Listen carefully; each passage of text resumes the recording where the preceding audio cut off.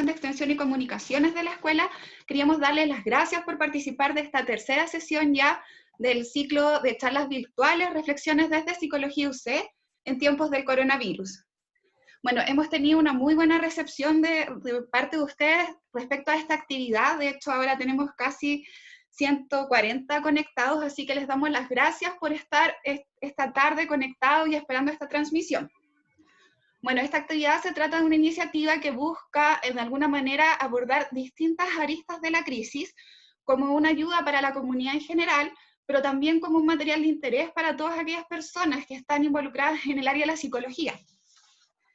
Y bueno, como ustedes ya saben, la charla del día de hoy se trata de Tratemos de ser positivos, beneficios del confinamiento para el desarrollo y el aprendizaje. Antes de presentar a las académicas que nos van a acompañar el día de hoy, quisiera dar algunas instrucciones para que podamos tener una transmisión sin problemas y no tengamos ningún inconveniente de conexión. Lo primero es que les vamos a pedir a todos ustedes que por favor mantengan sus videos, sus cámaras y sus audios apagados para que no tengamos problemas. Y lo otro es que vamos a dejar las preguntas para el final de la charla. Así que los invitamos desde ya a que puedan dejar todas sus preguntas en el chat y si bien por un tema de tiempo quizás no vamos a poder recogerlas todas, sí vamos a tratar de aprovechar al máximo este espacio. Bueno, quienes nos acompañan el día de hoy son la profesora Catherine Strasser, académica de Psicología UC, doctora en Psicología y Educación de la Universidad de Michigan, y la profesora Valeska Grau, académica de Psicología UC, doctora en Educación de la Universidad de Cambridge. Así que les damos las gracias a ambas profesoras que han tenido el entusiasmo, las ganas de participar en esta actividad desde el comienzo, y las dejamos a cargo de la actividad. Gracias, Andrea. Yo soy Catherine y bueno, voy a comenzar la charla. Gracias por su interés. La verdad que para nosotros nos da mucha alegría poder aportar un poco, así que cuando la escuela nos contactó para dar esta charla, Valeska y yo tratamos de pensar en qué podíamos ofrecer que fuera útil y que no estuviera ya llena la internet en este momento. Entonces, parece que no, otra vez no me resulta, vale, vas a tener que pasarme la diapositiva. Tenemos un problema técnico, pero la Valeska pasa la disculpa. Entonces, nos dimos cuenta que hay muchos consejos y muchos tips dando vueltas y muchas actividades y cosas que se pueden hacer, entonces no queremos repetir eso. Entonces yo les voy a contar lo que no vamos a hacer en esta charla, por si acaso alguien estaba esperando esto para que a lo mejor pueda ocupar su tiempo en algo que les sirva más. No vamos a hablar de cómo ayudar mejor a los hijos con las tareas escolares, porque hay mucho de eso en la internet. Nos vamos a entregar un conjunto de actividades que ustedes puedan hacer en su casa, con material reciclable, o en el patio, o adentro, o experimentos, tampoco. Tampoco vamos a aconsejarles cómo organizar su tiempo, y lo que en especial no queremos hacer no queremos con nada de lo que digamos, no los y las vamos a hacer sentir culpables por hacer lo que sea que están haciendo o por no hacer lo que no están haciendo. Entonces ahora Valeska les va a contar lo que sí vamos a hacer. Bueno, una de las razones por las cuales con la Katy decidimos justamente no hacer ninguna de esas cosas es porque todos somos familias diferentes, ¿no? Y y en el fondo, cuando a veces uno le llegan todas estas cosas que uno puede hacer, cuando a veces uno es un padre o una madre con hartos hijos, es muy difícil. Dicen, ¿qué rato? Si yo estoy trabajando, ¿cómo voy a hacer? Al final termina siendo más agobio que un aporte, ¿no? Entonces hay familias que son muy distintas, hay familias que son, no sé, 2 padres o 2 madres, y con un solo niño, y a veces uno puede dedicarse a trabajar, a teletrabajar, y la otra persona tiene más tiempo. Esa persona sí tiene mucho más tiempo, ¿cierto?, para estar haciendo actividades con un niño, para guiarlo más en el colegio, pero no siempre es así. Entonces la idea es como más bien, dado que todos tenemos distintas necesidades, distintos recursos, ¿no? Hay gente que tiene más tecnología, o más material justo en la casa.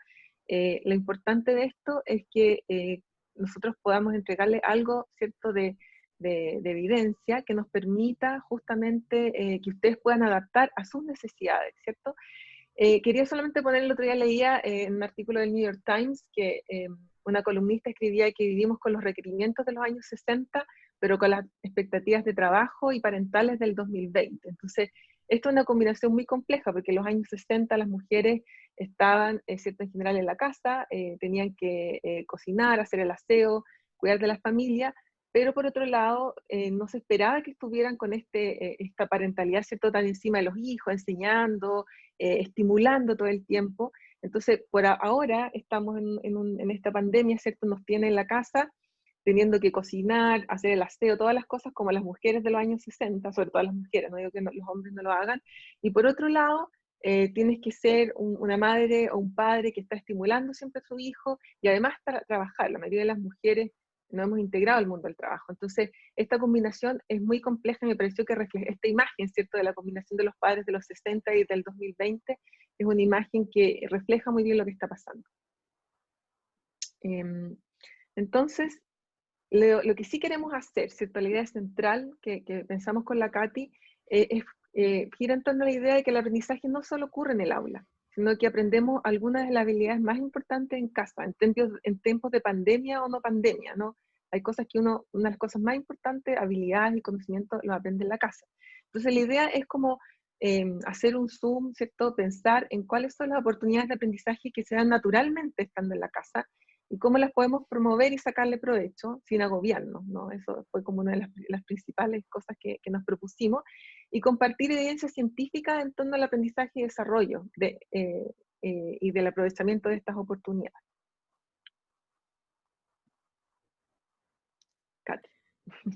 Entonces, idealmente, después de esta charla, ustedes, lo que esperaríamos nosotros es que puedan, por una parte sí, promover, encontrar situaciones que puedan potenciar, pero lo mínimo, que por lo menos vean que sus hijos y sus hijas sí están aprendiendo y sí están desarrollando habilidades cuando están haciendo cosas cotidianas. Y así tal vez ustedes se puedan sentir un poco más relajados de lo que nos sentimos nosotros, no, de lo que está la mayoría de los padres y las madres en esta época.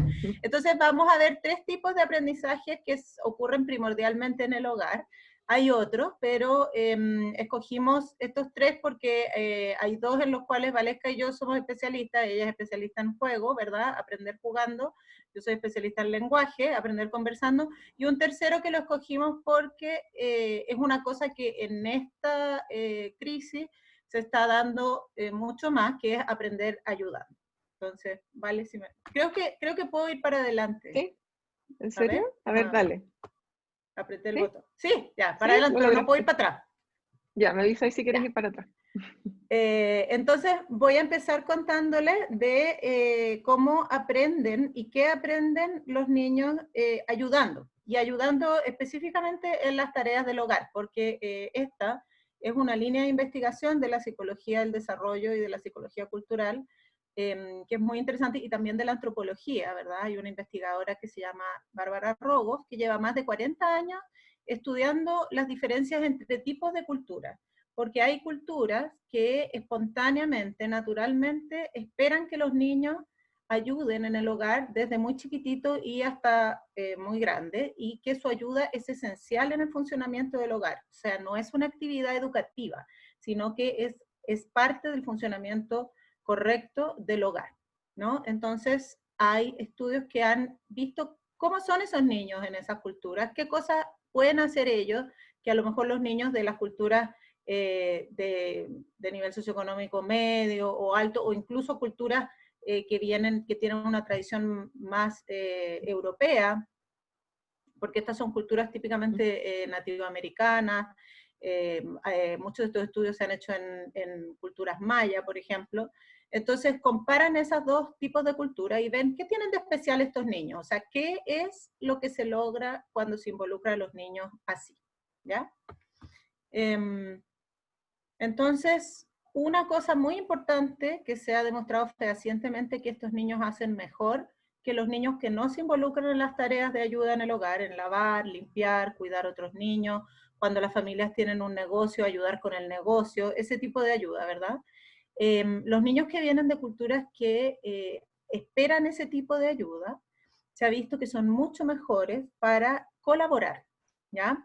pero no cualquier colaboración. Por ejemplo, en los estudios de Bárbara Rogos y sus colaboradores, ellos le piden a parejas de niños que resuelvan una tarea en conjunto, un puzzle, o que organicen una tienda, como un supermercado. No, échale para atrás, eso. Y los niños que vienen de estas culturas donde desde chiquititos se les pide que participen y que ayuden, se coordinan entre ellos muy bien, no se pelean, parece que se leyeran la mente mutuamente. Uno toma una ficha y el otro le acerca el lugar donde tiene que ponerla, o el otro pone la ficha que viene después. Mientras que los niños que vienen de culturas donde básicamente ayudar en la casa es como algo excepcional, que hay que recompensarlo, que hay que elogiarlo mucho, o sea, donde eso no es algo natural, esos niños que vienen de esas culturas no tienen esa coordinación tan perfecta, sino que es lo que hacen. O se pelean cuando están tratando de hacer una tarea en conjunto, o toman turno, bueno, tú primero y yo después, o tienen que mediar la colaboración, primero hacer un plan y decir, ya, tú vas a hacer los billetes y yo voy a ordenar la comida. Sí, pero lo interesante es que cuando uno ve estos videos, y les voy a dejar aquí abajo de la foto está la página web de esta investigación por si les interesa. Bueno, lamentablemente, bueno, esos materiales están en inglés, pero ellos tienen bastantes materiales en español. Ahí se ven los videos y se ve que los niños que vienen de esas culturas donde los niños ayudan en la casa, logran una coordinación que parece que casi como que se estuvieran leyendo la mente. Entonces, ¿por qué esto podría interesarnos? Bueno, además de aprender iniciativa, autoestima y las habilidades que sea que están haciendo, o sea, un niño que ayuda a cocinar, aprende a cocinar. ¿Por qué nos interesa esto? Bueno, porque colaborar es una habilidad del siglo XXI, es una de las, a ver si puedo pasar, ahí está. Es una de las habilidades que está en todos los currículum del siglo XXI, ¿verdad? Como el pensamiento crítico, como la creatividad, el ser capaz de trabajar con otros, porque, como bien sabemos, hoy en día el tipo de información y la cantidad de conocimiento que requieren las tareas modernas son tan grandes que lo más normal es que haya varias personas que estén involucradas en cualquier tarea relativamente compleja. Entonces, nosotros nuestros estudiantes y nuestros hijos van a requerir, cuando salgan al mercado laboral, ¿verdad?, poder ponerse de acuerdo con otra persona. Y eso requiere de varias cosas que necesitan práctica.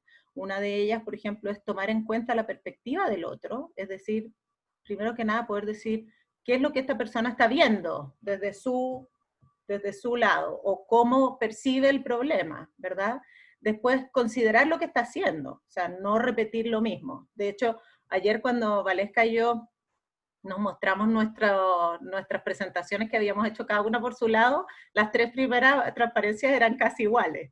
Pero si no lo hubieran sido, es importante que uno diga, mira, esto es lo que yo tengo, y el otro diga, no, y esto es lo que yo tengo, y vamos a pegarlo. Eso no considera la perspectiva de la otra persona, ni tampoco está alineando tu conducta con la del otro, ¿verdad? Entonces, todas estas cosas que parecen muy evidentes, la investigación ha demostrado que colaborar en la casa desde chiquitito va contribuyendo a eso. ¿Por qué? Porque el niño pequeño, muy pequeño, no puede lanzarse a lavar los platos solo, ¿verdad? No puede lanzarse a ordenar ni siquiera el closet solo. Primero siempre lo va a hacer con otra persona, que normalmente va a ser un adulto.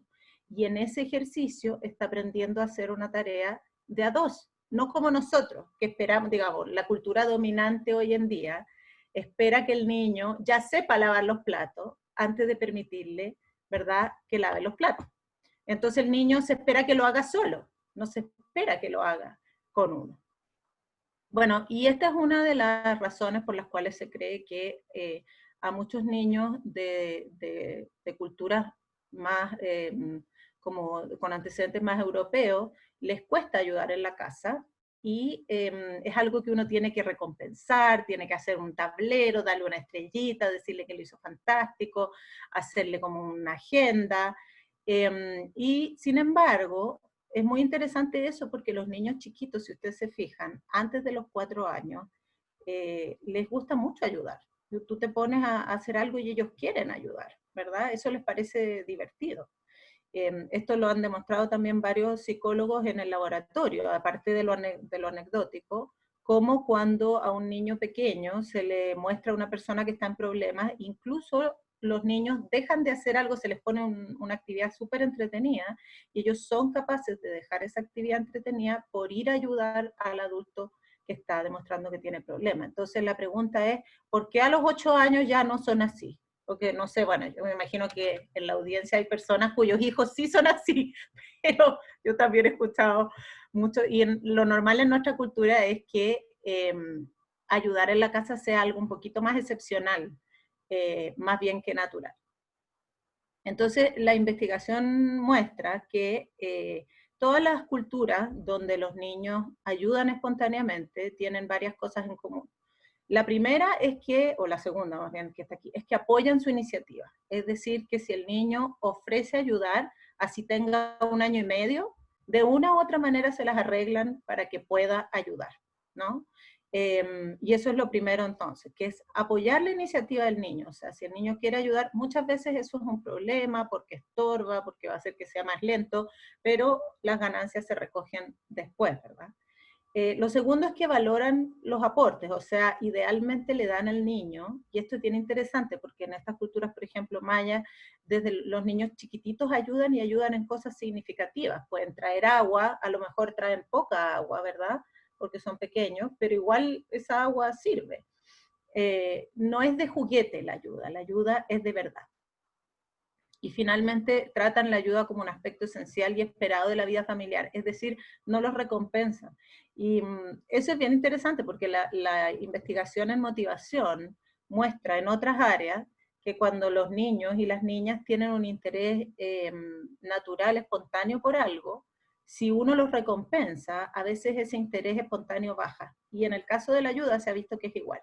Es decir, si uno continúa permitiéndole a los niños ayudar espontáneamente, ellos continúan interesados en ayudar hasta a la adolescencia. Sin embargo, si se empieza a tratar eso como algo excepcional que merece un premio, esas conductas empiezan a desaparecer. Y esto se ha observado con investigaciones antropológicas y también en el laboratorio.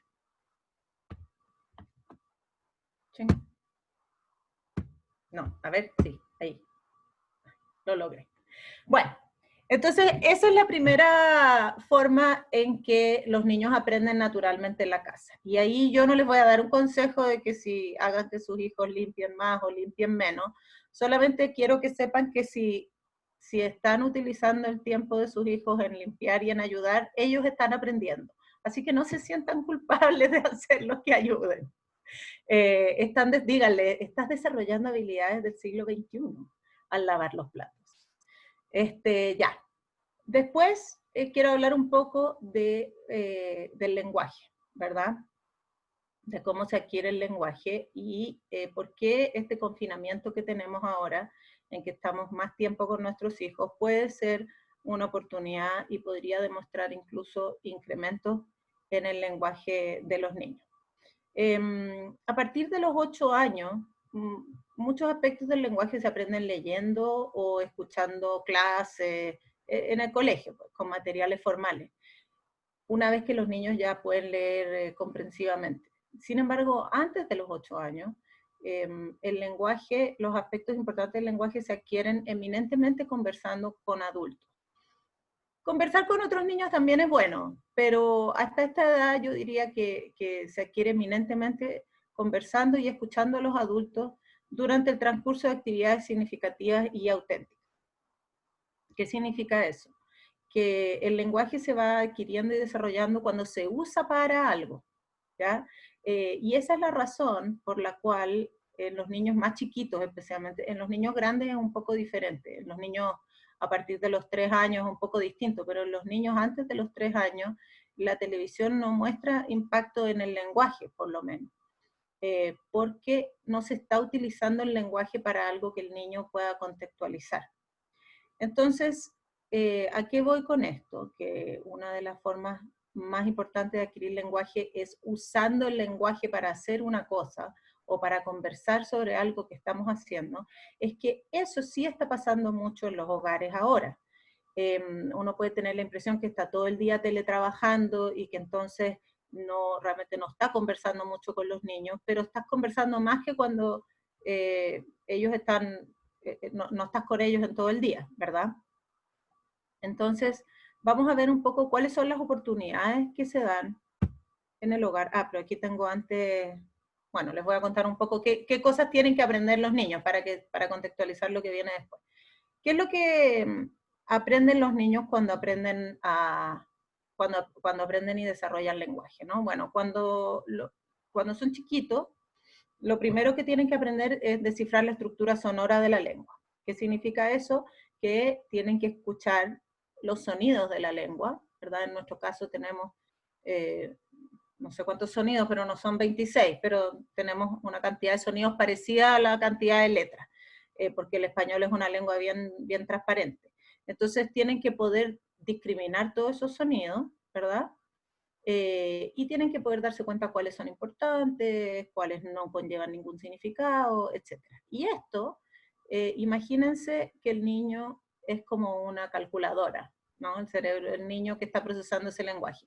Mientras más sonidos escucha, mejor va a poder hacer esa tarea. Más ejemplos va a poder tener, más ejemplos de cómo suena la A, más ejemplos de cómo suena la B, etcétera, etcétera. Entonces, aquí hay un tema de cantidad, simplemente de escuchar mucho lenguaje. Aprender a articular los sonidos de la lengua se refiere a relacionar eso que escuchan, ¿verdad?, con la forma en que ellos eventualmente pueden producirlo. Y para eso tienen que observar a las personas hablando. Adquirir vocabulario, ¿verdad? Eso creo que sabemos lo que es, y descifrar la sintaxis de la lengua, que son las reglas con las cuales juntamos las palabras para extraer significado de la frase. Y eso se debería lograr como hasta los, bueno, en realidad hasta los 4, la sintaxis, los 5, los 6, los verbos irregulares, los 8, qué sé yo. Pero en verdad la sintaxis se logra más temprano de lo que uno cree.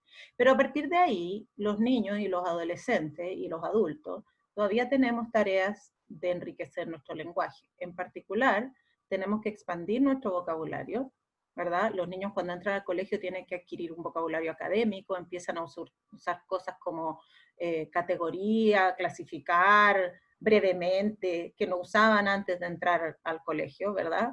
Un vocabulario académico, cuando aprenden historia tienen que aprender vocabulario de historia, y ustedes cuando entraron a la universidad tuvieron que adquirir nuevas palabras, o sea, la tarea de expandir el vocabulario es eterna.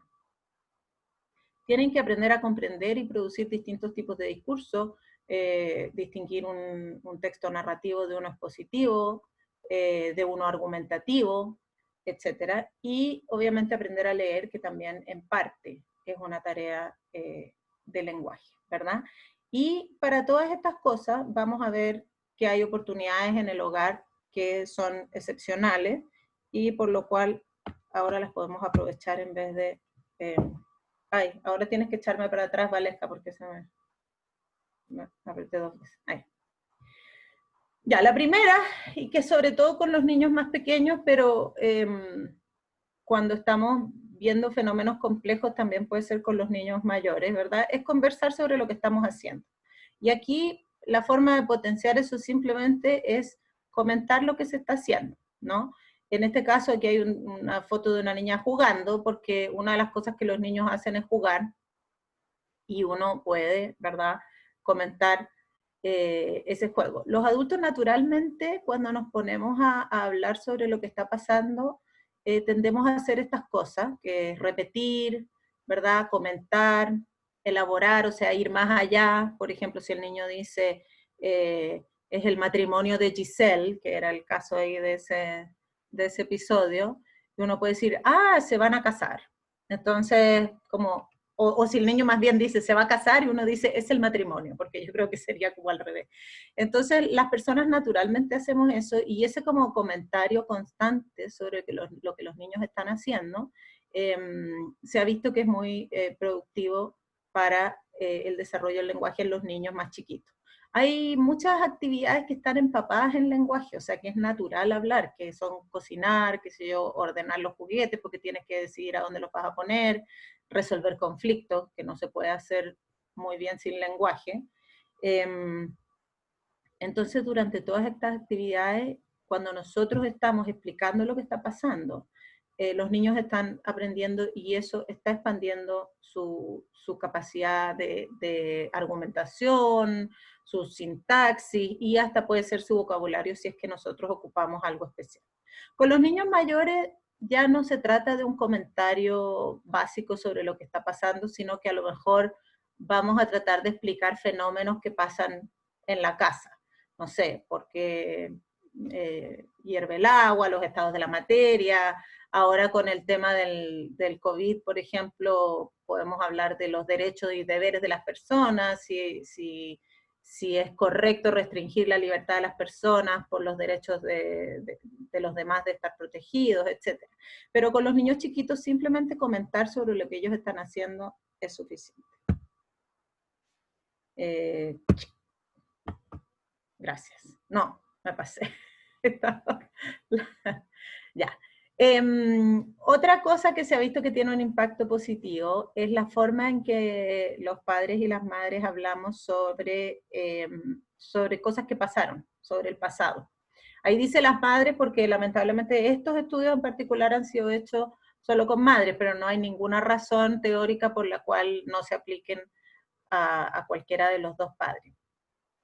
Y básicamente con los niños de hasta 5 años, lo que nosotros sabemos es que cuando hacemos reminiscencias sobre una actividad, aquí hay un ejemplo de una niña que fue al zoológico, ¿verdad?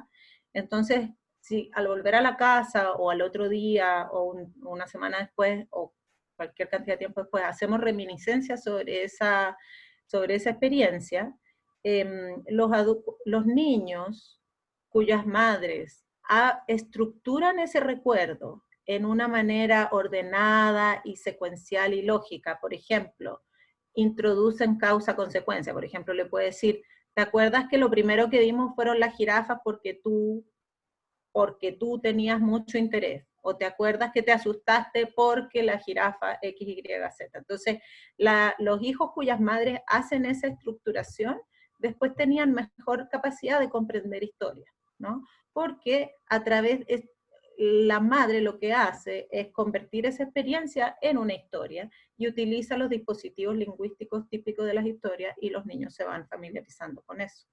Entonces, otra cosa que podemos hacer es hacer reminiscencias, ¿verdad?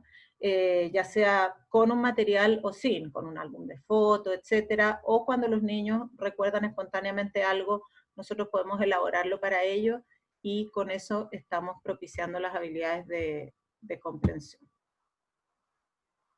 ¿Vale? ¿Me ayudas? Gracias. Bueno, y finalmente, esto es, a ver, ¿cómo estoy de tiempo? Estoy justo. Finalmente, este es mi especialidad, ¿verdad? Es el uso de libros infantiles.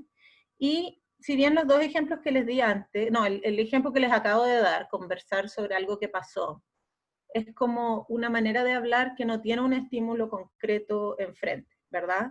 Cuando estás conversando sobre lo que los niños están haciendo, tienes un estímulo concreto, a lo mejor están lavando los platos, o a lo mejor están jugando. Sin embargo, conversar sobre algo que pasó es más abstracto. Lamentablemente, no sé si lamentablemente, pero lo que la evidencia muestra es que para nosotros es más fácil elaborar y producir un lenguaje más sofisticado y más estimulante cuando tenemos un estímulo concreto, ¿no? Y el estímulo por excelencia para las conversaciones es el libro infantil, ¿no? Sin embargo, existen otros, vamos a verlo, ¿ya? Por eso, uno generalmente, cuando los padres piden consejo de cómo, ¿verdad?, estimular el lenguaje en los niños más chicos, uno generalmente no le dice cosas como hágale más preguntas, use más vocabulario, use una sintaxis más compleja. ¿Por qué? Porque eso es muy difícil de cambiar así de la noche a la mañana. Uno habla como habla.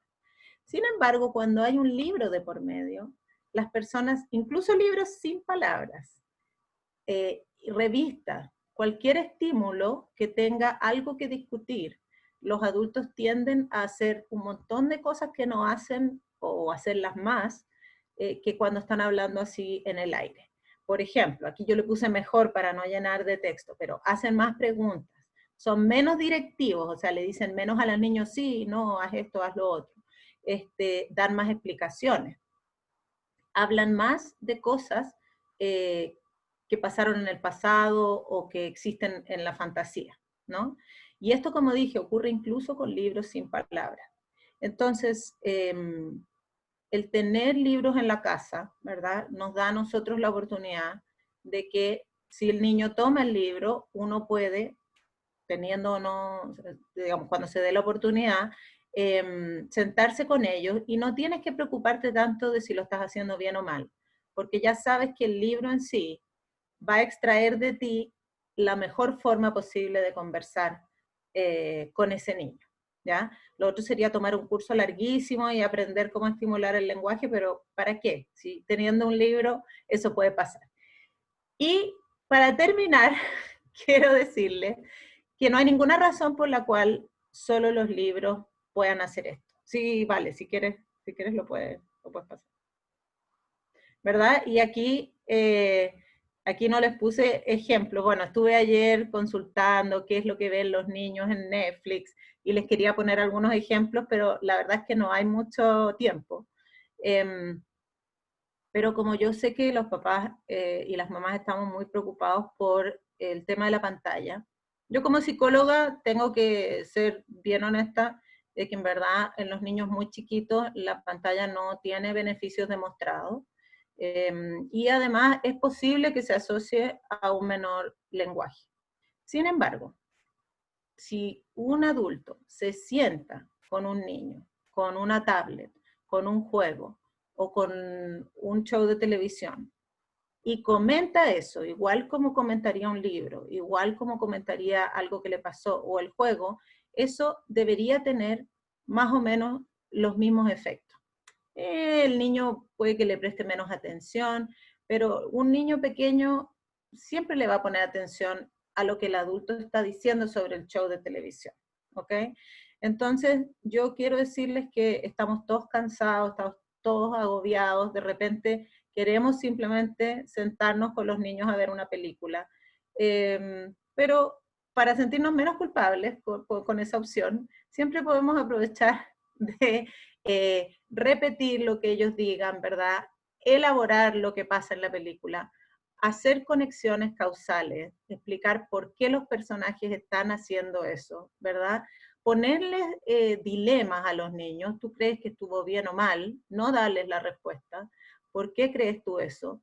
Ponerlos a discutir entre ellos, y todas estas cosas pueden ser tan o más eficaces que un currículum escolar con una novela. Así que esa es mi última recomendación. Si van a ver pantalla, ojalá igual encuentren el momento para sentarse y hacer algún comentario. ¿Y vale? Ya, gracias, Katy. Bueno, para terminar voy a hablar de la tercera forma de aprender que es cierto que lo indicamos del comienzo, que era aprender a través del juego, ¿ya? Y que el juego puede estar justamente haciendo como, ocupando más espacios de los niños durante la pandemia. Partir comentando nomás que el juego desde hace tiempo en la psicología y la educación, ¿cierto? Aparece como relevante desde los escritos de Piaget y Vygotsky, que ellos, ¿cierto? Investigaron y observaron el juego en niños, y ellos describieron ya ventajas para el desarrollo, algunas de ellas las voy a mencionar más adelante, pero una de las cosas que son importantes, que ahora con las investigaciones de los últimos años vio como un renacer de la investigación sobre el juego, y se ha investigado acerca de cuáles serían los mecanismos a través de los cuales el juego, ¿cierto?, influye en el aprendizaje y el desarrollo, y se han encontrado alguna evidencia empírica al respecto. Una de ellas tiene que ver con que el juego favorece la motivación, o sea, el niño cuando está jugando, está motivado jugando, ¿no? También con la liberación de dopamina, que tiene que ver con áreas cerebrales relacionadas con la regulación de la atención, memoria de trabajo, flexibilidad mental, curiosidad y regulación de niveles de estrés, ¿no? Por otro lado, se ha visto que el juego apoya las capacidades representacionales y simbólicas, ¿no? Sobre todo esto en los juegos de imaginación o sociodramáticos que hablar un poco más adelante, que a su vez desembocan en el desarrollo del lenguaje y habilidades narrativas. O sea, el niño cuando está jugando, sobre todo en juegos de imaginación, tiene que armarse una historia, tiene que hablar de algo. A veces si el niño está solo, se habla a sí mismo, dice voy a o uno ve al niño con dos personajitos hablando uno con el otro, o si juega con otros niños, con los hermanos, por ejemplo, en estos casos, también tienen que ponerse de acuerdo respecto a cómo sigue la historia y tienen que inventar la historia. Entonces también eso tiene que ver, ¿cierto?, con un mayor desarrollo del lenguaje y habilidades narrativas. Y otro aspecto tiene que ver con que los niños pueden desarrollar estrategias de autorregulación, incluyendo estrategias mentales y control del esfuerzo y persistencia de su actividad mental. Entonces esto mejora también el control cognitivo y conductual y también influye en el bienestar. O sea, el niño cuando está planificando un juego tiene que poner un orden a las cosas y tiene que ir regulando qué va primero, qué va después. Si está armando, por ejemplo, un escenario para el juego, voy a armar el escenario, qué cosas voy a traer. O sea, implica todo un proceso de planificación, ¿cierto?, de regulación de lo que está pasando, y incluso como a veces demorar la gratificación, a lo mejor no llegar como al final del juego al tiro, porque lo que importa es el recorrido que va a llevar esta aventura, por ejemplo. ¿Qué es el juego? El juego ha sido bien difícil de definir, entonces no les voy a tratar de hacer un intento de definición, solo quería traer acá esta reflexión respecto de que el juego, bueno, no es solo de los seres humanos, también se encuentra en los mamíferos, sobre todo los mamíferos en el mundo animal, y se ha visto que los animales que necesitan desarrollar más habilidades para su vida adulta, juegan más y tienen periodos de infancia más prolongados, como lo que pasa con los seres humanos. Si bien no hay de acuerdo en la literatura de qué es juego, porque una cosa es lo que uno observa desde fuera y otra es la experiencia intrínseca de juego, ¿cierto? La experiencia que tiene uno al jugar. Hay algunos rasgos que han sido como más o menos acordados en la literatura. Uno de ellos es que la conducta es espontánea y está intrínsecamente motivada. O sea, jugar es entretenido, o sea, es algo que nace de mí que yo quiero hacer, ¿ya? Además, no cumple un objetivo práctico, no parece tener un objetivo práctico inmediato, ¿no?, ni tener algún beneficio inmediato. Él tiene un fin en sí mismo, y el jugador está protegido de ciertas consecuencias normales de la conducta. Esto es muy claro, por ejemplo, cuando los mamíferos juegan a pelear, por ejemplo, no están bajo el riesgo de que lo mate un depredador, están jugando con otro, y también cuando los niños chicos juegan a pelear con el papá, hay una cosa ahí de que en realidad no hay un riesgo real de que alguien salga herido, ¿no? Entonces, se genera un espacio protegido donde uno puede ensayar conductas que van a ser útiles en la vida adulta. La conducta además consiste en acciones, o en el caso de los seres humanos pueden ser pensamientos, que están expresados en combinaciones nuevas. Entonces el juego es generador de novedad. Las acciones individuales o los pensamientos son llevados a cabo de forma repetitiva. Ustedes se observan a los niños, en general los niños juegan una y otra vez las mismas cosas, a invocar cosas, a cosas con los Legos, o juegos de imaginación incluso los vuelven a repetir, les gusta que les repitan las historias además que les gustan. Y también pueden ser incompletos, pueden ser exagerados en relación a la conducta no lúdica que sean adultos, ¿no? Uno puede ser más expresivo, ponerle más color a las cosas. El juego, cuando uno observa el juego, se ve diferente a una situación que no es juego. Y también es sensible a las condiciones prevalentes y ocurre solo cuando el que juega está libre de enfermedad y estrés. En este sentido, el juego es un indicador también de bienestar. O sea, si ustedes piensan en ustedes mismos, digamos, como adultos, cuando están en una situación muy estresante, uno no tiene ganas de jugar, y si bien los adultos no jugamos de la manera de los niños, no sé, uno tiene el sentido del humor, la creatividad, pensar las cosas de manera distinta, que son formas de ser lúdico en la edad adulta, y uno no lo hace, ¿no? Como que este estado mental que te permite jugar, ¿no?, que te permite jugar con palabras, con ideas, no está presente. Y también se ha visto también en los mamíferos, cuando están siendo amenazados, las conductas de juego es lo primero que desaparece. Por lo tanto, si sus niños están jugando harto, incluso sin hacer tanto las tareas, es un indicador de que están bien, porque es una conducta intrínsecamente motivadora, significa que uno está contento con lo que está haciendo. Hay distintos tipos de juegos y hay distintas clasificaciones que tampoco son mutuamente excluyentes, así que no me quiero extender mucho en esto, pero aquí les puse como fotos de distintos tipos de juegos. Uno tiene que ver el juego que aparece acá, no sé si se ve el mouse, pero el que está a la izquierda arriba, donde están los niños uno encima de otro, como con un papá ahí, da la impresión. El juego como físico, en que se ve que es muy común también en los niños pequeños, y este tipo de juego, ¿cierto?, puede que se dé también harto en estos tiempos. Uno juega como un poco a pelear, a hacerse cosquillas. Eso tiene que ver, ¿cierto?, con generar ciertas habilidades motoras más gruesas y también algunas más finas también. y también el entender hasta qué punto uno puede ser brujo con otro. Eso también es importante en la toma de perspectiva. Acá arriba están niños jugando con los Lego. ¿No? Todavía no, todavía no. Yo te aviso, sí. Que tengo una fiesta de disfraces, mi hijo chico, entonces está muy ansioso porque lo conecten Zoom a su fiesta de disfraces. El juego, por ejemplo, de construcción, el juego este que parece ahí con Lego, es un juego con objetos, pueden ser distintos tipos de objetos, ¿cierto? A los niños les encanta jugar con cosas, sobre todo los más chiquititos. Y este tipo de juego también se enfrentan a la resolución de problemas, a la perseverancia. A veces, por ejemplo, los mismos juegos de encaje de los niños más pequeños, a veces no les resultan al tiro y los niños tienen que perseverar en hacer ese juego hasta que les resultan las cosas que ellos quieren. O por ejemplo, armar una columna, las columnas se caen, entonces tiene que empezar a equilibrar, uno empieza a entender ciertas cosas que tienen que ver con el volumen, con el peso, ¿no? Aprendizaje incluso de la física, que uno lo hace a través de los juegos con objetos. También está acá los juegos con símbolos, que pueden ser juegos con palabras, con música, que mejoran nuestra capacidad representacional y también el arte, ¿no? Que nos ayuda a expresar sentimientos y emociones. Acá tenemos el juego de reglas, que tiene que ver con todos los juegos de mesa, que uno puede ocupar harto también en estos tiempos de pandemia. Probablemente ustedes los hacen con su familia los fines de semana. Aquí hay un abuelito con un niño jugando ajedrez. Pero hay múltiples juegos de mesa y son juegos que en realidad los niños aprenden a tomar turnos, ¿cierto?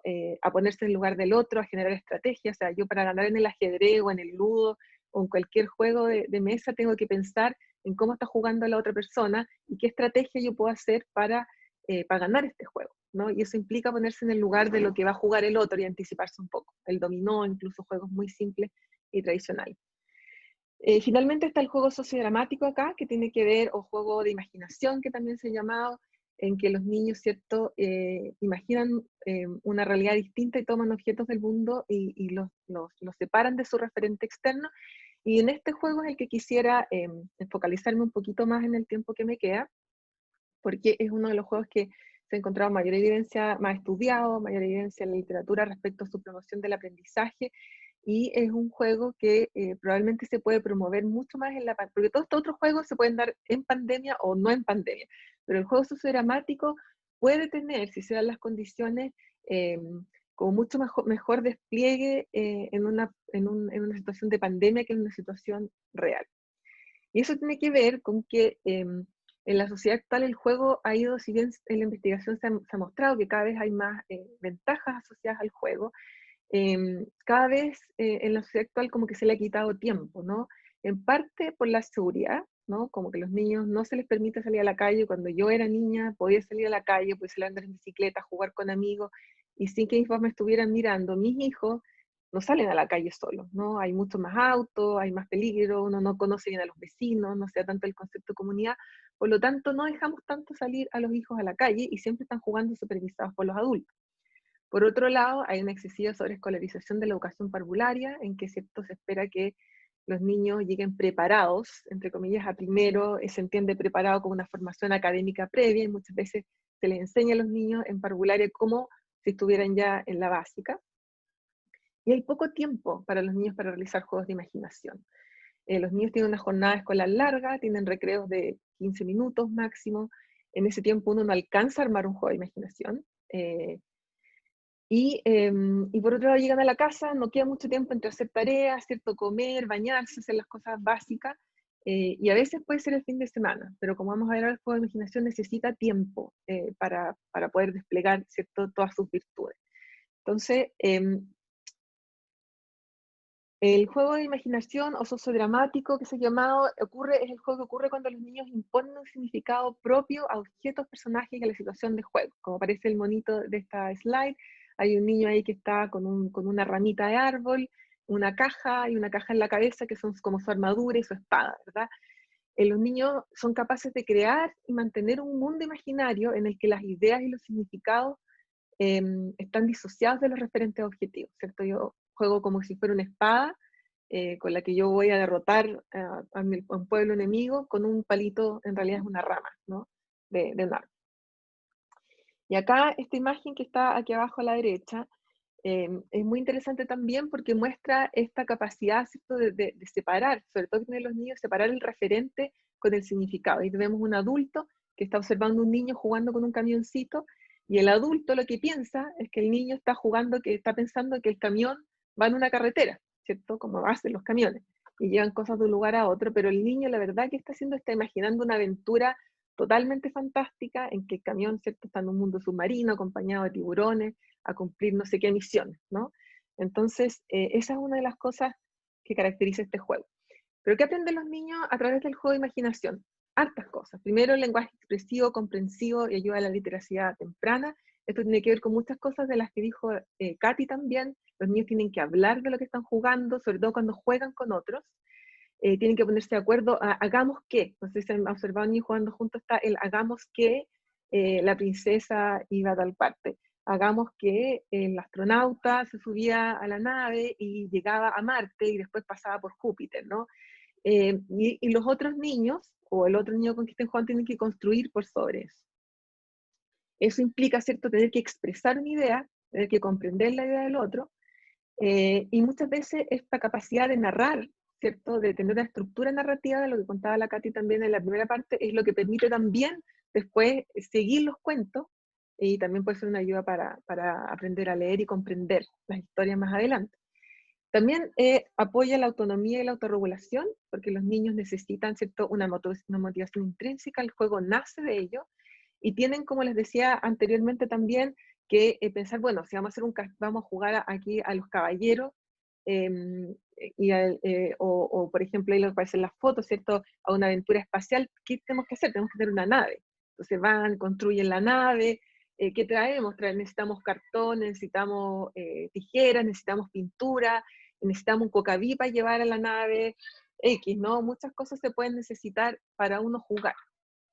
Implica planificar eso, implica estimar los recursos, regular, ¿cierto? E ir como generando incluso etapas del juego. Entonces, un buen juego de imaginación son esos juegos en que el niño está todo un día preparando el juego y se va a acostar sin haber jugado recién, sino al día siguiente se levanta a jugar con lo que preparó el día anterior. O cuando arman casitas con Lego, ¿no? Y como que están todo el día armando las casitas de la ciudad y al día siguiente recién empiezan a jugar. Entonces también implica habilidades sociales y de colaboración, ¿cierto? Cuando se está jugando con otro, cómo voy negociando lo que yo quiero del juego con lo que el otro quiere del juego. Sensibilidad a las necesidades del otro y extensión de las ideas del otro. El otro dice, sobre todo con el hermano chico y uno grande, el chico dice una idea y el otro más grande se le extiende. ¿Qué tal si lo hacemos con cartones mejor para que sea más firme, ¿no? Como ese tipo de extensiones, habilidades de simbolización y pensamiento creativo. Obviamente uno tiene que jugar a cosas como si fueran otras, e imaginarse que con material de desecho tal vez, o con las frazadas, uno puede armar una casa, ¿cierto?, y las sillas. Y entonces apunta a competencias del siglo XXI también que mencionaba Katy, tales como la colaboración, la creatividad y la comunicación. Entonces, bueno, aquí les puse una foto de cosas que han ido jugando mis niños en la cuarentena, porque en realidad creo que ellos antes no habían tenido tiempo para hacer esto de jugar días y días seguidos. Entonces les mostré ahí como ciudades de Lego que han construido, han mezclado juguetes, lo que aparece aquí al medio, como dinosaurios, con otros monitos que tenían, que sean los groceries, unos superhéroes, monitos de Lego y otros, para inventar historias de encuentros, de guerra, ¿no? Acá hicieron como con cajas un almacén y sacaron plata del Monopoly y se pusieron a jugar, a comprar y vender cosas. Obviamente ahí también hay habilidades matemáticas de por medio, ¿no? Hacían ofertas, packs de si te llevabas lápices, te llevabas de regalo además no sé qué, o si te comprabas 3 productos te salía más barato, ¿no? Acá nosotros vivimos un departamento, entonces ocuparon muchas veces las plantas y el balcón para parte de sus aventuras, porque eso implicaba que los monitos podían estar en algún bosque. Acá también se hacían juegos con vasitos y con monitos arriba de los vasos, habían ciertas aventuras ahí, y después las iban disparando, iban botando los vasitos, y han hecho miles de bases de cartón, y aquí hay una base también con cartones y frazadas, donde también funciona como una especie de base secreta, y han generado contraseñas, ¿no?, por las cuales tú necesitas entrar. Solo como ejemplos de cosas que se pueden jugar con las cosas que ellos mismos tenían de antes, o con las cajas que llegan ahora, con los delivery, nos han llegado cajas, bolsas y todo ese tipo de cosas que han ido ocupando para jugar. Solo ahora, para finalizar, me gustaría un par de ideas. Una, esta de Vygotsky, de que siempre me ha gustado mucho esta frase, ¿no? Que dice que en el juego el niño está siempre por sobre el promedio de su edad, de su conducta diaria. En el juego es como si estuviera una cabeza más alto de sí mismo. Y esto apunta a que el niño durante el juego muchas veces logra cosas que no logra, que no fuera del contexto del juego. Y ahí hay un par de experimentos de algunos post-vygotskianos que investigaron en un caso les pedían a un niño, por ejemplo, que fuera un guardia de un castillo, y en el otro solo que le pedían que se quedara quieto. Entonces los niños cuando son muy chiquititos, como a los 3 años, en ninguna de las dos condiciones logra estar quieto. Y a los 7 años, en ambas condiciones logra estar quieto, pero a los 5 años, solo los niños en la condición de juego lograban estar quietos, cuando eran un guardia.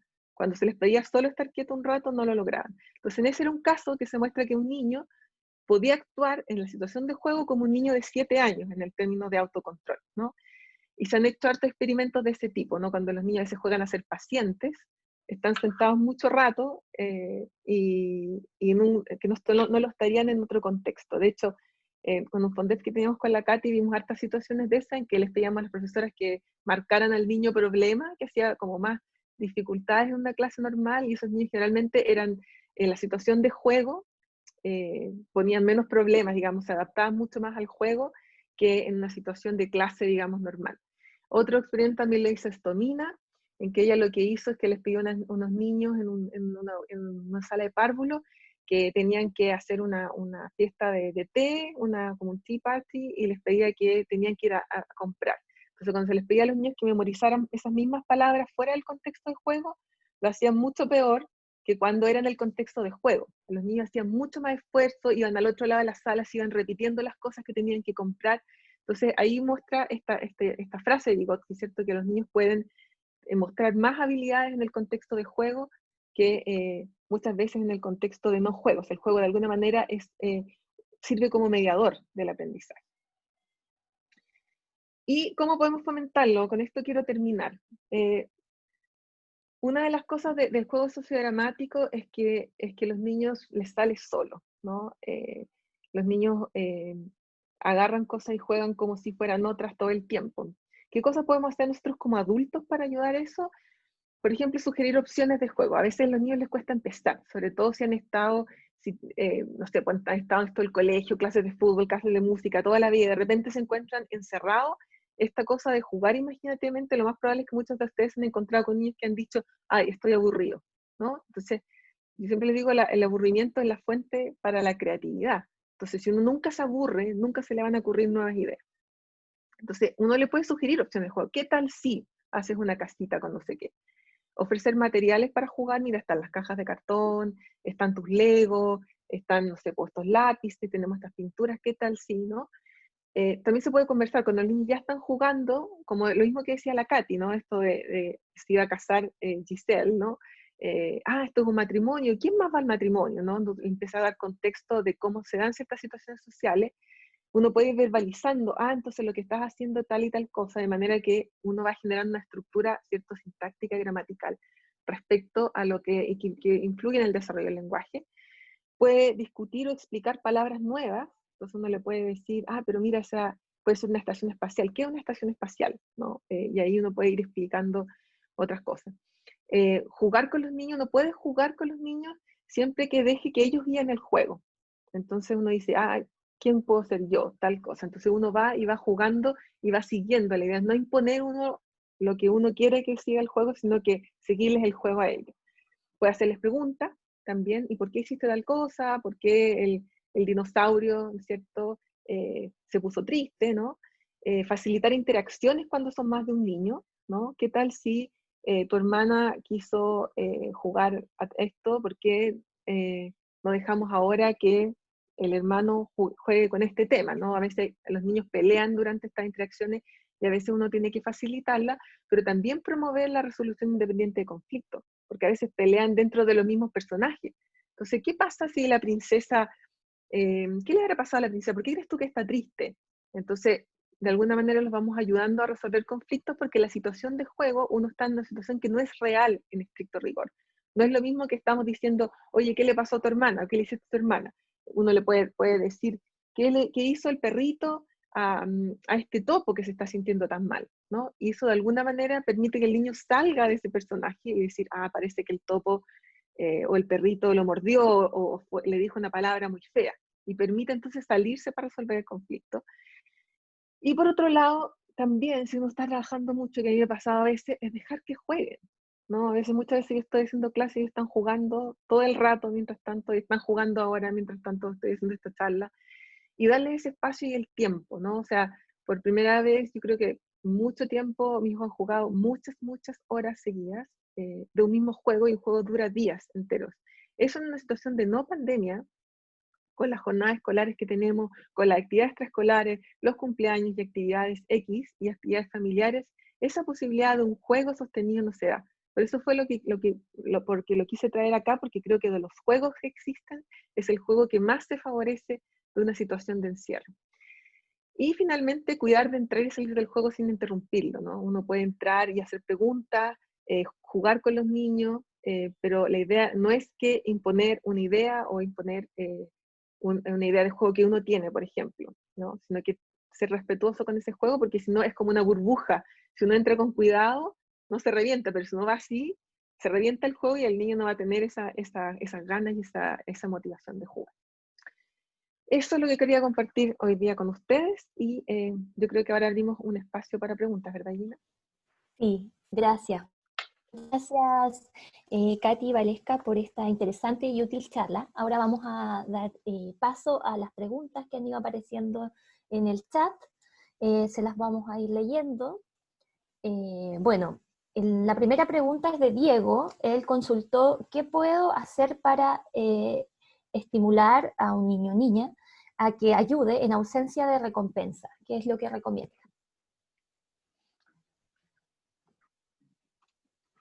¿Sí? ¿Katy? Ya, sí, es que estaba aprendiendo el audio. Bueno, yo creo que un mensaje importante de esta investigación es que nuestra cultura nos favorece eso. O sea, nuestros hijos, no sé cómo, digamos, cada familia es diferente, y hay familias aquí en Chile de cualquier nivel socioeconómico que sí tienen una actitud muy natural a ayudar, pero yo creo que lo que muestra la investigación transcultural es que las sociedades como la nuestra, que están muy escolarizadas y que la educación de los niños se tiende a relegar al colegio, tienden a no incentivar la ayuda más allá, o sea, desde chiquito. Y eso lo que causa es que un niño mayor de 7, 8 años ya sienta que eso es como algo que no es su rol, ¿no? Yo soy niño, yo no participo. Entonces, lo más fácil sería contestarte que desde que el niño sea bebé, agarrar cualquier oferta que haga de ayuda, que lo va a hacer, porque los niños chiquitos está demostrado que se meten en las cosas que están haciendo los papás y tratan de ayudar.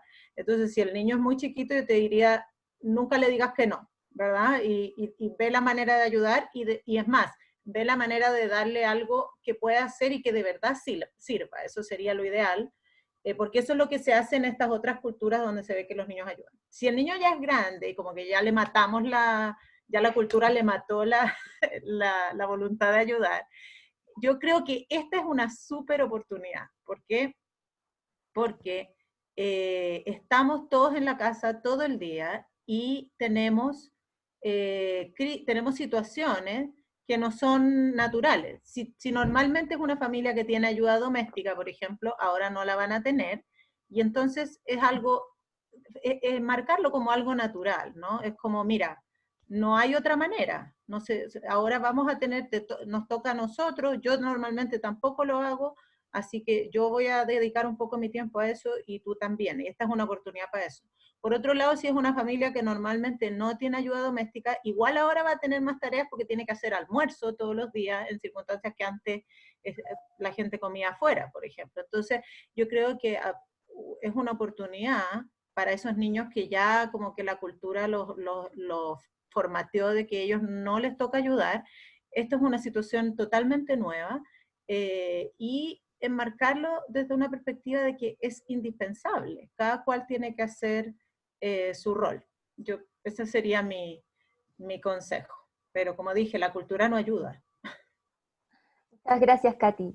Bueno, otra pregunta que apareció en nuestro chat fue de Pamela Rique y ella pregunta ¿qué se puede hacer con un niño de 2 años que ha logrado expresar algunas palabras, como auto, agua, atotio, por Antonio dice, tata, tete, pero ha dejado de repetirlas?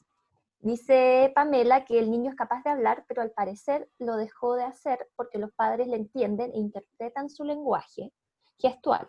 Se da a entender con gestos, como quiere agua, le pasa la mamadera a la mamá y de la mano la lleva hasta el lavaplato. La madre le habla mucho, comenta lo que hace, pero el padre es menos locuaz. Si quieres, contesto yo también, ¿vale? Bueno, nosotros no podemos, primero, ninguna de nosotras convalescas es especialista en trastornos del lenguaje, y aunque lo fuéramos, no podemos hacer un diagnóstico por Zoom en una charla. Así que yo creo que es importante que si el papá y la mamá o cualquier persona en la familia está preocupado por el nivel de desarrollo del lenguaje del niño, que busquen, que consulten con su pediatra y que consulten eventualmente a lo mejor con un fonoaudiólogo. Los fonoaudiólogos y las fonoaudiólogas tienen estrategias muy útiles para esto.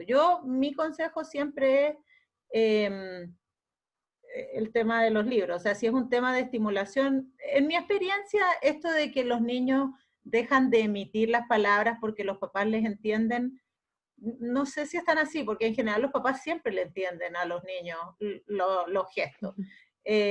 Así que puede ser que esté dentro del rango normal, puede que no, pero como dije, no podemos hacer un diagnóstico. Mi recomendación tiene que ser que si alguien está preocupado del desarrollo del lenguaje de ese niño, lo consulte con un profesional, puede partir por el pediatra y seguir a lo mejor, si el pediatra recomienda una consulta fonoaudiológica, porque si es un tema de estimulación, eso los fonoaudiólogos deberían ser capaces de remediarlo relativamente fácil. Mi consejo siempre es leer con el niño. Muy bien, muchas gracias. Bueno, continuando, María Paz Contreras comenta que ella trabaja con docentes del primer ciclo y cuál creen que es una expectativa realista respecto al aprendizaje. ¿Qué se puede lograr con niños de primero básico? Específicamente, aprender a leer en el contexto de clases no presenciales a distancia. Ya, yo vi que después, las que vienen después son de juego, así que voy a contestar esta también yo porque es de lectura. Sí. Pero las que vienen después son de juego porque ya yo las vi. Es súper complicado porque la enseñanza formal de la lectura que ocurre en el primero básico es muy sistemática y muy formal, y es muy complicado pedirle a los papás que hagan eso. O sea, lo que es la decodificación, ¿verdad? El reconocimiento de las letras y sus sonidos y juntarlas y las sílabas, etcétera. Eso es una enseñanza que tiene un método que yo creo que no es justo pedirle a los papás que hagan eso. Entonces, si bien es urgente, ¿verdad? Sería ideal que los niños no se atrasaran en eso. Lo que muestra la investigación es que un niño que tiene un buen desarrollo del lenguaje y que ha sido expuesto al libro y que le han leído mucho en su casa, una vez que se enfrenta a esa enseñanza sistemática, le es relativamente fácil enganchar con eso. Entonces, en la casa es mucho más adecuado todo lo informal. Entonces, yo creo que haría énfasis en que los padres y las madres utilicen la lectura y la escritura para cosas significativas, sobre todo la escritura, que es lo que podemos hacer en la casa, que más se aproxima a la decodificación, donde yo he visto que personas sin entrenamiento son capaces de darle un feedback al niño bien útil, es cuando se hace escritura emergente. Por ejemplo, te mandaron tu calendario de clases online, porque en primero básico le están haciendo clases online de repente, o qué sé yo, vamos a anotarlo en la pizarra y hacer que el niño lo anote lo mejor que pueda. O en un juego, por ejemplo, nosotros con Vale tenemos un juego que es de una pizzería, donde el niño tiene que tomarle la orden al cliente y el cliente le dice, yo quiero con pimiento. Y el niño tiene que escribirlo como pueda. Eso se llama escritura emergente y es tremendamente bueno para la decodificación. ¿Por qué? Porque cuando el niño está escribiendo, el papá le puede decir, a ver, escucha cómo suena. Entonces yo le recomendaría a los padres actividades informales que, bueno, una es compartir libros. Si el niño está ya en primero básico, señalar con el dedo lo que están leyendo, porque los niños sí pueden ocupar eso para aprender a decodificar. Y actividades de escritura, que ocupen la escritura para lo que sea, que le manden un mensaje al papá, díganle cuando yo esté en una reunión de Zoom, no me hables, sino que escríbeme lo que me quieres decir, que escriban su nombre, que le escriban cartas a la abuela. Escribirlos va a ayudar mucho, pero yo sería muy cautelosa de pedirle a los papás que le enseñen a decodificar, porque eso es una cosa como muy técnica, que la saben los profesores de primero básico y el resto de la gente no. Ese es mi consejo. Muy bien, gracias. Bueno, Valesca, en cuanto a juego, también tenemos varias preguntas. Con Felipe Sánchez, ¿cómo y profesoras a las familias para que los niños jueguen en sus casas de formas que cumplan, dentro de lo posible, al logro de los objetivos del currículum? Gracias, Gina. Bueno, es un gran desafío, ¿no? Como porque de alguna manera es una de las cosas que hemos estado pensando harto acerca de cómo se puede apoyar esto en relación a algunos elementos del currículum. Probablemente los juegos que más se prestan para cumplir ciertos objetivos del currículum tienen que ver más con los juegos de reglas, ¿no? En que uno puede jugar con cosas de matemáticas, ¿no? Juegos como el juego en que uno le dice a los niños vamos a jugar y vamos a cazar letras o vamos a cazar números, y entonces vamos a cazar ahora el número 4, ¿no? Entonces, pero son juegos que en general implican harta dedicación de los padres, porque justamente los padres son los que tienen que estar fomentando estas habilidades, porque es más intencionado. Cuando uno quiere poner objetivos curriculares en una actividad lúdica, es posible, ¿cierto? Bien intencionada, pero le quita autonomía al niño. Entonces, el juego sociodramático, en ese sentido, te permite otras cosas, ¿no? Como las que yo he presentado acá, ¿cierto? Desarrollo del lenguaje, colaboración, ponerse de acuerdo, autorregulación, pero incluirle un contenido específico implica intervenir más en el juego al niño. Entonces, ahí yo creo que es más fácil meterse en otro tipo de juegos que son más juegos reglados, ¿no? En que uno puede jugar, incluso por ejemplo el Monopoly, ahora por ejemplo a mi hijo de segundo le están haciendo hacer un dominó con monedas y con el número escrito en números, ¿no? Entonces para que los niños jueguen en la casa con ese dominó. Entonces hay formas de hacerlo, ¿no? En que uno puede ir armando cosas que son como pequeños juegos, pero es más difícil hacerlo con estos juegos más libres, ¿no? Pero sí se puede, o sea, uno puede, con harta creatividad, uno puede pensar cuáles son los objetivos del currículum e intencionarlo en juegos de reglas que uno invente o que uno modifique de juegos que ya existen, como el ludo, como el dominó, por ejemplo, y hacerlo para que los niños lo implementen en la casa con los papás. Otra cosa que se puede hacer es también darles consejos también a los padres, ayudar a los padres para que vayan guiando el juego sociodramático. Por ejemplo, si queremos, no sé, pues estamos viendo sustantivos o adjetivos, no sé qué, uno podría comentar en base a juego sociodramático cuáles de esos son sustantivos adjetivos. Ahora, ustedes se imaginan a los niños jugando a eso implica ya invadir un poco el espacio de juego, pero uno puede hablar de eso después, ¿no? Ocupar por lo menos los temas. De nuevo, eso ocupa harto el espacio de los papás. Entonces, obviamente, los papás que tienen más tiempo, probablemente pueden ocupar el juego de un montón de maneras, de manera de poder expandirlo, de poder incluir contenidos, pero los papás que tienen menos tiempo, que están teletrabajando todo el día, es muy probable que no logren hacer eso. Entonces, si los profesores hacen clases por Zoom, también una de las cosas que uno le podría aconsejar es que hagan cosas más o menos lúdicas dentro del Zoom, ¿no? Con los niños, que también es posible. Y obviamente dar ideas a los papás, pero no sabiendo que no siempre los papás tienen el tiempo para hacer eso, ¿no? Katy, ¿tú ibas a decir algo? No, estaba mirando las preguntas que están buenas. No. Sí, bueno, también justamente sobre el tema del juego sociodramático hay dos preguntas y un comentario. Carolina dice, ¿a qué edad se adquiere el juego sociodramático? ¿Qué proceso psicológico se encuentra subyacente a esta capacidad? También Loreto Catalán pregunta, considerando los beneficios del juego sociodramático, ¿cómo podemos fomentarlo o propiciarlo en los niños? Y Marcela cuenta una experiencia y dice que me tocó ver en un grupo de niños que jugaban a la psicóloga, se turnaban para sentarse en la silla, tomaban un cuadernito y escribían, y se preguntaban cosas. Excelente. Ya. Respecto a la edad del juego sociodramático, bueno, el juego sociodramático empieza en general, los primeros indicios en el segundo año de vida, cuando los niños empiezan a usar referentes por cosas que no son reales. O sea, los niños toman, no sé, un lápiz y juegan al teléfono y hacen bla, bla, bla, bla, como si estuviera hablando la mamá por teléfono, ¿no? Empieza a haber un primer inicio, ¿cierto?, de separación entre el referente y el significado. Y ellos saben que no es un teléfono, ¿no? No hay una confusión con la realidad. Y los niños también muy temprano empiezan a jugar, no sé, pues como que el palo escoba fuera un caballito, ¿no? Ese tipo de cosas. Y entonces en ese sentido empieza con un juego que es muy básico, que pueden decir palabras, y como que el auto vuela, no sé, y ahí son las instancias en que los padres o los cuidadores pueden apoyar más en generar oraciones. Ah, tú quieres decir que el auto va a volar, ¿y por dónde va a pasar? Y el niño solo dice palabras más aisladas, pero tú le estás ayudando a construir una narración, ¿no? Hasta llegar a un juego más maduro, que se ocurre ya más cerca de los 6 años, en que los niños pueden generar historias que se comportan de acuerdo a roles. O sea, yo soy la mamá y no me salgo de ese rol. O sea, yo soy la mamá, yo llamo a los demás a comer, a veces los reto porque se portan mal, ¿no? Y el que es hijo es el que hace un rol, o el que es astronauta, ¿no?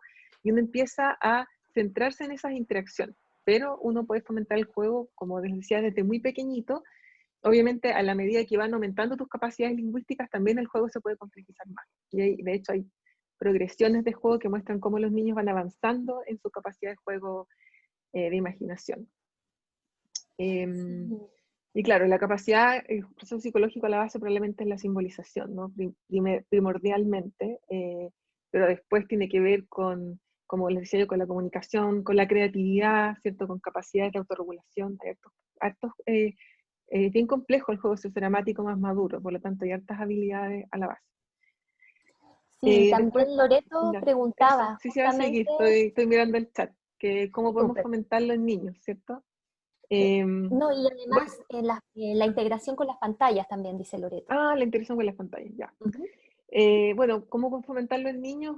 Un poco ya les contaba, ¿no? Como que la idea es que desde chiquititos uno vaya fomentando eso y uno pueda jugar, entonces uno le puede decir a los niños, oye, yo, ay, me siento mal, me traes un tecito, ¿no? Como que uno meterse en ese juego con ellos y expandirlo, ¿no? Si el niño está jugando a cuidarte, por ejemplo, y tú eres la hija, yo puedo jugar, oye, y mamá, ¿me puedes traer no sé qué?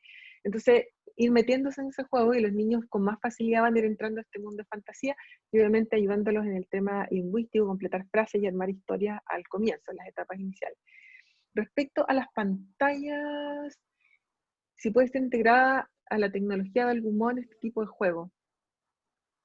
No sé muy bien en qué estás pensando, Loreto. Yo pensaría que uno podría, en los niños más grandes, no los niños más chiquititos, uno, no sé, pues yo he visto a niños jugar como Minecraft con otros niños en este espacio virtual y ellos igual juegan a ser un personaje, en que ellos construyen cosas, tienen que ponerse de acuerdo, tenemos que, no sé, yo nunca he jugado yo Minecraft por mucho rato porque me mareo, pero tienen que agarrar diamantes para construirse armadura, para hacer pociones. Entonces ahí hay algo, yo encuentro yo, de juego sociodramático en el sentido de que tú tienes un otro yo al cual tú vistes, tú inventas, ¿no? Inventas una aventura y cuando estás jugando con otro, mi hijo juega con su mejor amigo, que está en su casa, y bueno, y se ponen en el teléfono y van conversando también, o con un audífono, pero súbete para acá, corre para este lado. Hay otro juego que se llama Human Fall Flat, que son como dos monitos, que son como bien laxos, entonces, pero tienen que ir resolviendo retos, y tú tienes que colaborar con el otro monito para poder resolver esos retos. Entonces, hoy como súbete por acá, vamos por este otro lado, tú sujetas la puerta y yo entro. Hay cosas que también uno podría pensar que hay algo de juego sociodramático en algunas cosas del mundo virtual. Sin embargo, la ventaja que tiene, o sea, o tal vez, no sé, la ventaja que tiene el mundo virtual ahora es que les permite al menos conectarse de esa manera a los niños. Ahora también te da las cosas un poco más hechas, ¿no? Entonces la gracia de no perderse totalmente en ese mundo de las pantallas, porque te da un setting que ya está hecho. O sea, Minecraft tú puedes hacer un montón de cosas, pero también tiene sus límites. En cambio, el juego de imaginación en sí mismo no tiene ningún límite. Entonces te permite generar con mucha más potencia habilidades de creatividad, por ejemplo. Pero yo creo que sí, eventualmente uno podría ocupar algunos de esos juegos para habilidades sociogramáticas de colaboración y comunicación, sin duda. Y creatividad también. Sí, Valesca, mira, y Julio también pregunta desde el lado de los adultos, ¿qué opinan de la importancia del juego en los adultos, en especial en estos tiempos de cuarentena? Qué buena pregunta. Sí, hay algo que no hablé en realidad por tiempo, pero hay algo que se llama playfulness en inglés, pero es difícil traducir, que tiene que ver con, no sé, es como una actitud lúdica, por decirlo así, ¿no? En que en general los teóricos del juego hablan que cuando uno crece, el juego se transforma a veces en un rasgo de personalidad, que tiene que ver con con la apertura a la experiencia, principalmente, el sentido del humor, la capacidad de hacer como reestructurar situaciones, como de regulación emocional y decir, ya, esta situación se ve terrible, a ver cómo la puedo mirar de otra manera. Porque el juego tiene eso, ¿no? De ir mirando distintas formas de hacer las cosas y de ser creativo. Entonces, se ha visto que puede considerarse más adelante como un rasgo de personalidad, muy ligado a la creatividad y al sentido del humor. En estos tiempos de pandemia es súper importante, o sea, quienes previo a la pandemia tenían estas habilidades de sentido del humor, me imagino que han sacado mucho provecho de ellas, ¿no? El poder, y de hecho, o sea, en esta pandemia todos los memes que se han mandado, cosas divertidas, nos han salvado muchos de días muy negros, ¿no? En que uno comparte socialmente y pone en una forma divertida cosas que no son tan divertidas, ¿no? Entonces, pero por otro lado, los adultos estamos bien estresados, y como les contaba, el juego empieza a desaparecer, esta actitud lúdica, en cuanto nosotros nos sentimos estresados. Entonces, la gente que tenía muy buen sentido del humor y tenía como esta facilidad para mirar las cosas de manera creativa, probablemente si está muy agobiado en este contexto, con las tareas de los niños, el trabajo, las cosas de la casa, es probable que se sienta menos lúdico estos días, ¿no? Y se entiende. Pero ahí un poco la recomendación es a cuidarse uno también como adulto, y darse cuenta que a veces, si no alcanzan los niños a hacer todas las tareas, si no alcanzaste a limpiar toda la casa, como está bien, ¿no? Apoyarse en las redes que uno tiene, a veces no con otras personas en la casa, eso no está solo, pero con redes virtuales, no olvidar eso, ¿no? Finalmente, cuando uno está más relajado, tiene esa capacidad más de jugar y también va a permitir que los niños jueguen más. Si uno está estresado, el niño va a estarse en una casita y uno les va a decir, ordena esa cuestión, saca eso de ahí, me estáis desordenando todo lo que iba a tener el fin de semana, ¿no? Entonces, en cambio, si uno está más relajado, más tranqui, va a decir, bueno, está bien, haga la casita, pero en realidad no tiene otra cosa que hacer, ¿no? Entonces, yo diría que hay que cuidar esa actitud lúdica de uno, como parte del autocuidado en la cuarentena, sin duda. No sé si contesto tu pregunta, pero puedes repreguntar si no. Y también nos pueden ir preguntando más abajo. Igual nos quedan pocas preguntas. Ámbar también por acá decía algunas recomendaciones de juegos para manejar la ansiedad. Y Evelyn también Garrido pedía algunas recomendaciones de lecturas y papers para docentes de tercero básico de lenguaje, algo que les ayude con las estrategias del juego en el contexto actual. Ya. Sabes que yo estaba mirando esa pregunta y la complicación es que hay dos tipos de paper o lectura que uno, porque entiendo que tú quieres algo para que lean los docentes. Y uno le puede mandar algo que diga el juego es muy importante, o le puedes mandar juegos específicos. Y bueno, nosotros en este momento así, no sé, o sea, no hay como una colección o la internet está llena en verdad, de juegos específicos que tú puedes hacer con tu curso. Y con respecto a la importancia del juego, eso quizás nosotros podríamos mandar. De todas maneras, es interesante la pregunta, porque yo creo que todo el mundo está de acuerdo nominalmente en que el juego es bueno para aprender, incluso en tercero básico. Lo que pasa es que los docentes tienen una presión muy grande por cumplir con esos objetivos curriculares y por eso recurren a actividades más estructuradas como las guías que tú estás nombrando. Yo pienso que la priorización que se hizo ahora de los objetivos curriculares, que hizo el Ministerio por la suspensión de clases, va a ayudar mucho en ese sentido a enfocarnos en lo esencial solamente, y quizá eso le dé más libertad a los docentes para crear actividades que no sean tan estructuradas, porque por ejemplo, si el objetivo esencial es el vocabulario, tú con una trivia, con un bingo, o sea, hay miles de maneras en las cuales tú puedes lograr eso. Entonces, no sé muy bien como qué recomendar. Vale, no sé si tú tienes algún, o lo ponemos después Sí, en no, alguna parte. claro, yo creo que podríamos pensar algunos recursos, claro, podemos mandar papers de cosas que hemos escrito nosotras respecto a la importancia del juego, pero como un pool de cosas en el contexto actual, pero pensaría, no sé, como los Kahoot, estos como quiz online que uno puede armar, que son entretenidos, hay una forma de jugar como Pictionary también online, que permite que uno también se vaya riendo un poco, comunicando. Hay Nosotras varias con cosas. Vale en la universidad usamos muchos juegos con nuestros alumnos. Y nosotras usamos, como nuestros alumnos lo que tienen que aprender es conceptos y procesos, lo puedes ver como una forma de lenguaje especializado. Ocupamos bingos mucho, ocupamos dramatizaciones, pero claro, así como que haya una lista de juegos educativos. Sí. Y respecto a otra pregunta que había nombrado otra pregunta. Y juegos para la ansiedad. Y también, De la ansiedad, vale, sí. salió una pregunta de Francisca, ¿quién escribe? Adultos.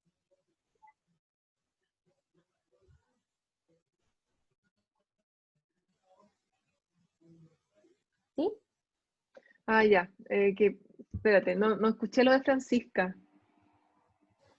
Sí, que como ella que se me quedó escribe pegado. sobre, ¿quién escribe sobre playfulness, juego en adultos? ¿Quién escribe sobre el juego en adultos? Te puedo mandar la referencia. Si tú tienes el mail, Gina, de la persona que preguntó Sí, de Francisca, si gustas, ¿nos podrías dejar tu mail en el chat para eso. que podamos escribirte? Porque no hay mucho de juego en adultos. Te puedo mandar la referencia, pero Sí, probablemente es de un aquí, capítulo de un libro que es Y como un Evelyn handbook of play. precisó. Y ahí Evelyn Y claro, precisa que lo que quería era, sí, claro, persuadir a los docentes. Yo creo que sí le sí, podemos mandar algo, ¿verdad, sí, Vale? eso sí. Algo. Eso sí, yo creo que lo que escribimos, por ejemplo, para políticas públicas, ese capítulo está en español y aparecen ahí como los beneficios del juego y la relevancia. Y Eso está respecto en al la juego y la internet. ansiedad, una de las cosas que se puede hacer es observar dejar que el niño juegue con estos juegos de imaginación y observar cuáles son los temas que salen, ¿no? O sea, de hecho, nosotros no somos terapeutas de juego, pero el juego se ocupa mucho en terapia también con niños, como una herramienta fundamental eh, para que el niño pueda expresar, ¿cierto?, sus conflictos. Y a veces uno ahí puede entrar a ese juego y decir, bueno, ¿qué le pasa a este personaje? ¿Por qué está haciendo esto? ¿No? Y ahí es mucho más fácil que los niños hablen de sus emociones, como les decía yo, si estamos hablando del personaje, ¿no? Del osito que está tomando té, que está ansioso, aquí sí estoy hablando de mí mismo. Entonces ahí también es una invitación a promover el juego, a, no sé, para jugar con títeres, armar estas cosas y que los niños puedan ir expresando sus emociones a través de estos personajes, ¿no? De nuevo, si la ansiedad, como decía la Katy en el tema del lenguaje, la ansiedad es como algo muy grande, también consultar, hay un montón de terapeutas de juego que están trabajando online, si es que el tema de la ansiedad es muy fuerte, pero uno sí puede justamente ayudar al tema de la ansiedad preguntando a través del juego, y si un niño está jugando bien, lo más probable es que se relaje mucho también, ¿no? Si el niño está metido en el juego, se le pasa, o sea, uno entra en esta situación de flow en que no se siente ansioso, en que está jugando y los niños te dicen, empiezan a jugar, no sé si ustedes han tenido la experiencia de niño o con sus hijos, en que no saben cómo se les pasó la hora. Le digo, ya es hora de acostarse, pero ¿cómo? Bien, Katy, la Katy le está poniendo el capítulo del libro de políticas públicas, que hicimos un estudio en juego en educación parvularia y ahí aparece todo el marco teórico. Y en el juego en adultos también se los voy a mandar, pero es una referencia a un capítulo de un libro. Entonces no sé, voy a ver si es que, como que tan disponible está.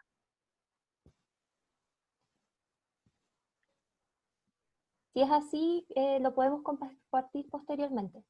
Es súper. Podemos mandar a todos, porque alguien escribió mándenlo para todos. Sí, sí, no habría problema. ¿Hay alguna otra pregunta, Gina? O el resto, digamos, antes de cerrar. Sí, en el chat no hay ninguna otra pregunta, pero si alguien quiere hacer alguna otra pregunta. Todo muy claro, Ok. gracias. Gracias por su presencia y por todos los comentarios. Espero que de algo sirva. Ojalá, y ojalá no se hayan agobiado, al contrario. Ese es nuestro objetivo. Si se desagobiaron, hemos cumplido el objetivo. Así que bueno, que les vaya muy bien. Bueno, muchas gracias profesoras y a todos quienes han participado esta tarde por su interés y motivación. Y aprovechamos de dejar invitados desde ya a la cuarta charla de este ciclo, titulada Satisfacción Laboral y Bienestar en el Contexto del Trabajo a Distancia, Estrategias para el Autocuidado, que dictarán nuestros académicos Lidia Gómez y Sergio Valenzuela el miércoles 17 de junio a las 12. Para participar y ver el video de la charla de hoy, cosa que también he estado preguntando por el chat, los invitamos a seguirnos en nuestras redes sociales por Facebook a través de la cuenta escuela.psicologiaUC, por Instagram en Escuela de Psicología UC y por Twitter en psicología-UC en mayúsculas. Allí estaremos informando cuando se abran las próximas inscripciones. Les deseamos a todos una excelente tarde y las esperamos en la siguiente charla. Muchas gracias por todo. Gracias, Valesca. Chao, que estén bien. Chao. Chao. Chao.